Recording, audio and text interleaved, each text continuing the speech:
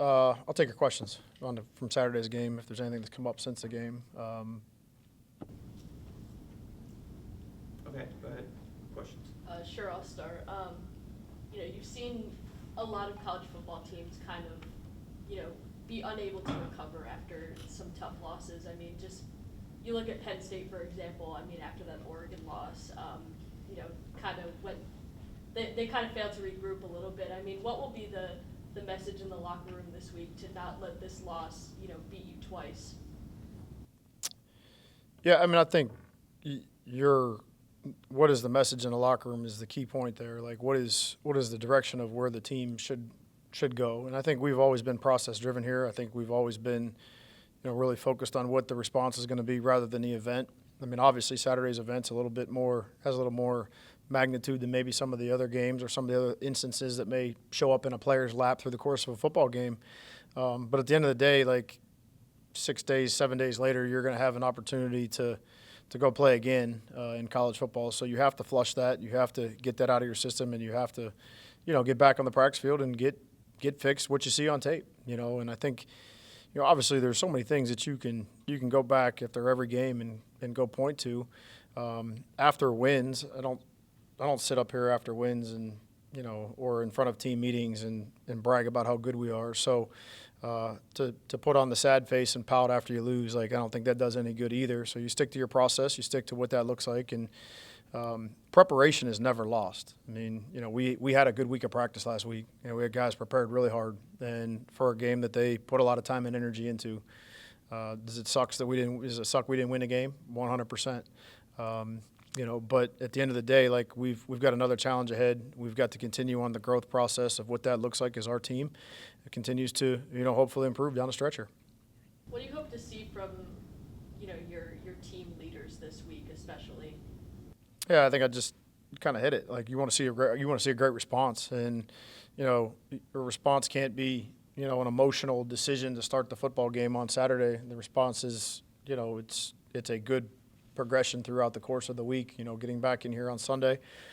We practice on Sundays here. We take today off, and I thought we did a really good job of trying to do the best we can to flush that out of our system and get on the field. And I do credit our veteran guys, because I think the rest of the team is going to follow what they do. If your culture is really, really good, tough pill to swallow Saturday. I get it, but credit those guys for getting back in here yesterday and with the workmanship, like approach, and put your head down and go.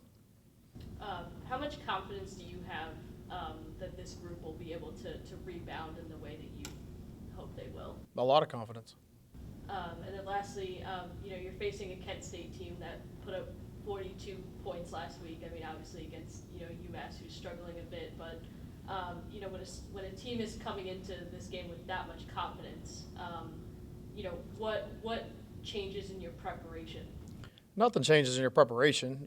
You're right, though. I mean, there is a lot of confidence. You can see just by the effort that they play with on tape. It's a different team than maybe the last couple of years.